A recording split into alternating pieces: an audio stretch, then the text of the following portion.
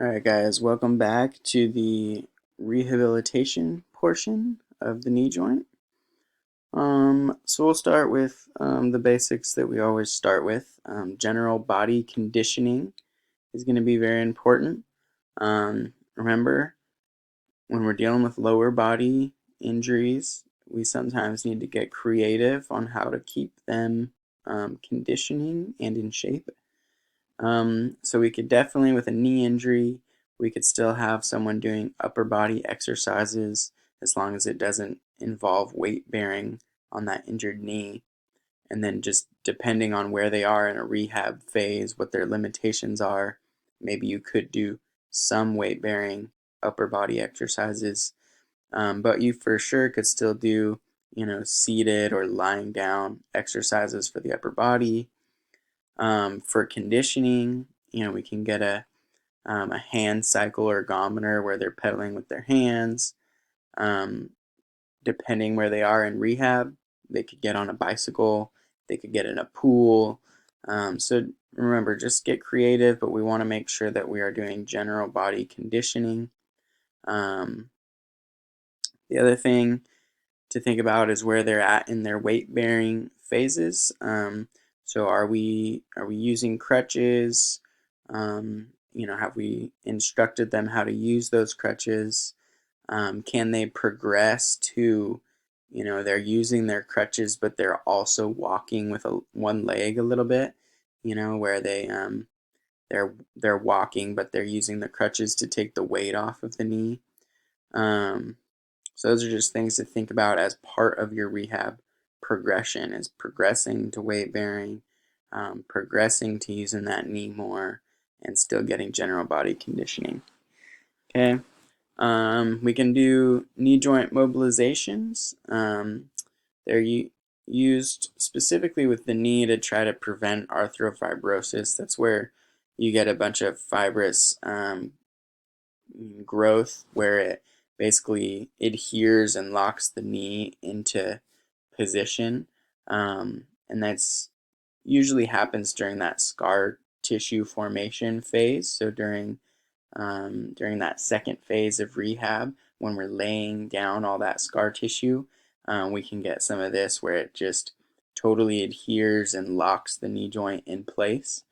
That's why a lot of knee surgeries, doctors will totally lock the knee out in complete extension so that when that scar tissue lays down, they don't lose that full extension. So sometimes if you're in flexion and then you're immobilized for a long time and all that scar tissue lays down, it actually prevents you from getting back into knee extension. And it can be really, really hard and difficult and painful to try and get that extension back. So that's why a lot of times people get locked out at total extension, like post ACL surgery or total knee replacement or something like that. Patellar mobilization is always really important as well. So the patella itself needs to move as the knee goes into flexion and extension. It needs to move laterally and medially a little bit to stay in that femoral groove. And it also needs to move up and down as the quad flexes and relaxes. And if the patella is not mobilized, then that can stop you from having knee range of motion. So we want to mobilize that patella early so that the knee isn't restricted. Okay, a CPM unit is a continuous passive range of motion unit. And those are just machines that basically you put your leg in and you don't do anything, and the machine moves you into flexion and extension. Those can be great for early rehab, although very expensive, but a lot of times with surgery, your insurance will pay for it. Excuse me. All right, so we want to make sure we get our flexibility back in the muscles and in the joint, our full range of motion.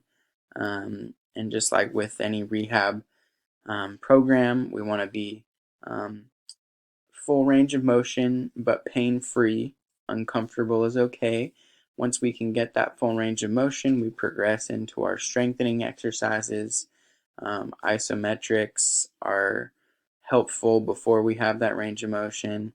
And then once we can get into, weight bearing exercises and then adding weight and then into plyometric exercises as we progress.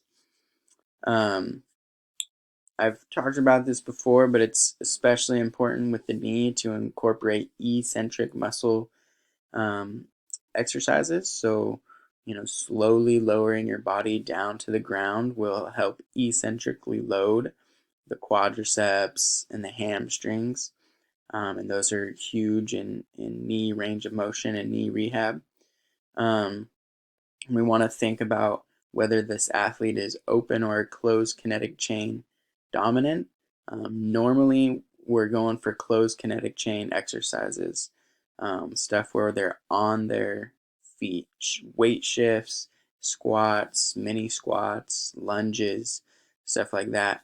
But maybe early in rehab, open chain might be important, or if they're an athlete that an open chain movement is part of their sport, then that would also be important to work on. Okay, neuromuscular control, stabilization, stuff like that is going to be important, and we'll talk a little bit about some of that stuff later on. Okay, so when we're starting out,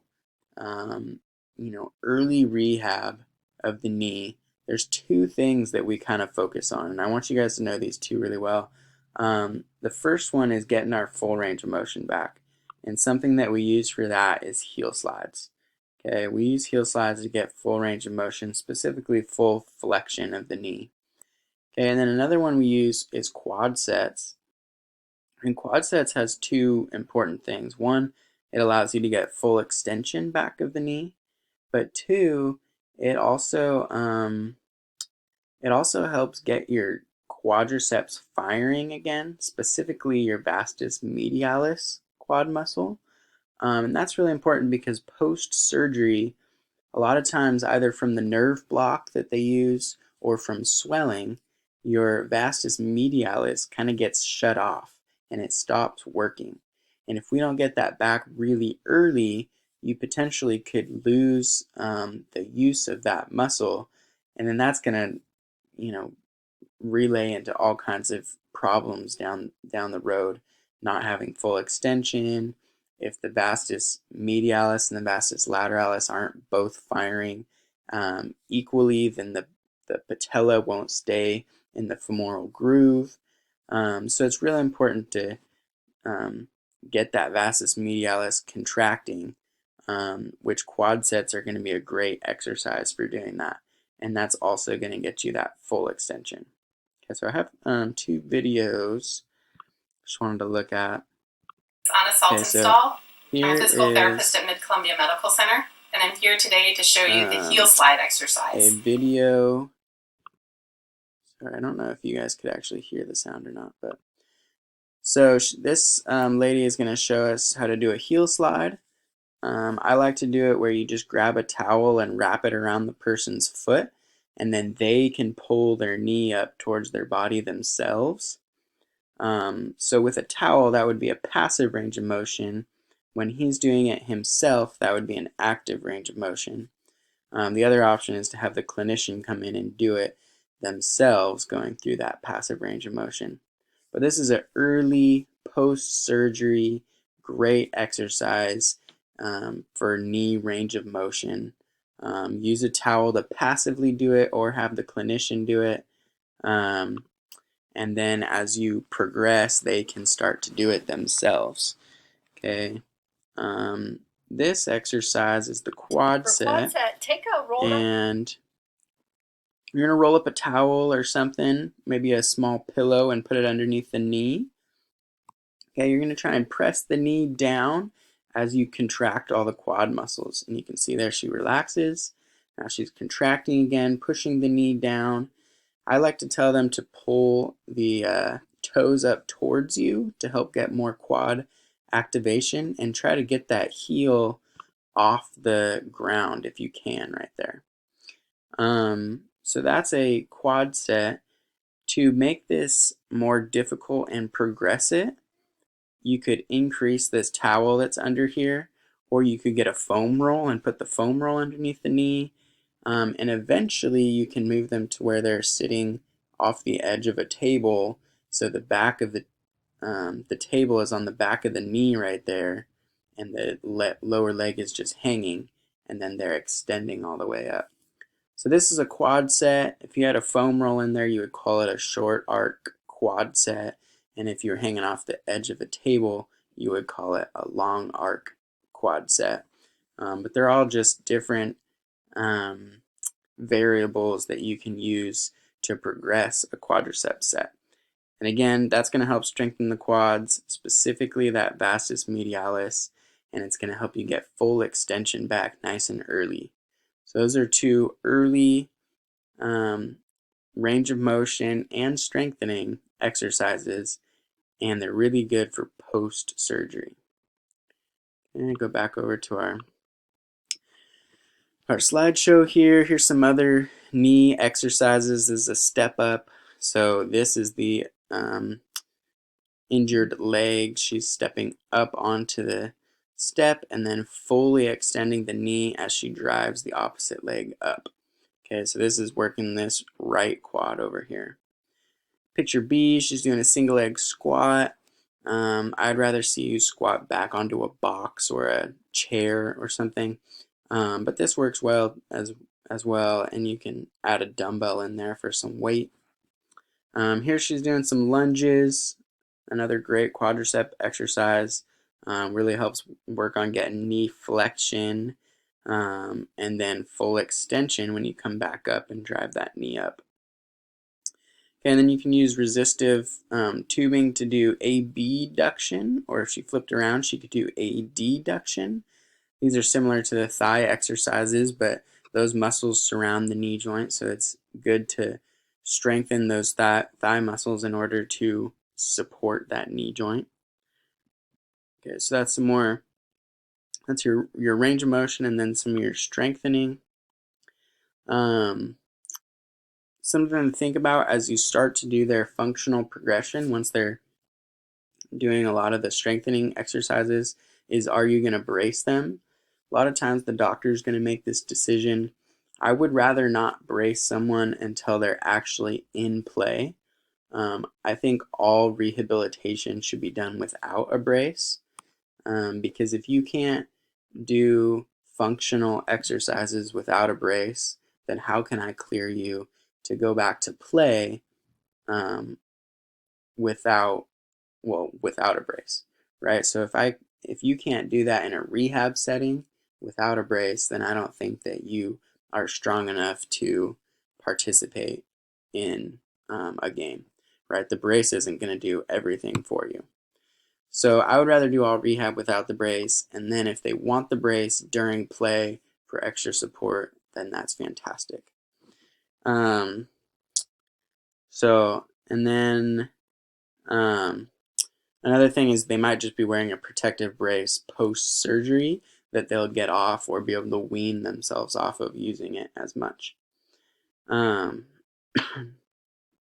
that's something to think about as you're going through your rehab phases with a knee injury. Are they wearing a post-surgery brace, and then are they going to wear a brace when they go back into play? When you're doing the strengthening phase, you can incorporate a lot of the stuff from the hip thigh, so squats, lunges, deadlifts, all those kind of exercises. And then same as you go into plyometrics. In plyometrics, you want to incorporate jumping, bounding, hopping. Remember I talked about those last time. Hopping, starting on one foot, jumping and landing on that same foot again. Jumping with two legs and landing on two legs. And then also bounding, starting on one leg, exploding into the air and landing on the opposite leg. Okay, so those are all going to be really important as you progress them back towards playing. And then once they're back to, doing sport-specific skills, setting some sort of criteria for their return to play. Are they, can they run a certain speed? Can they do a agility drill at a certain speed? Those kinds of things. Okay, and then you can return them to play. and possibly use a knee brace.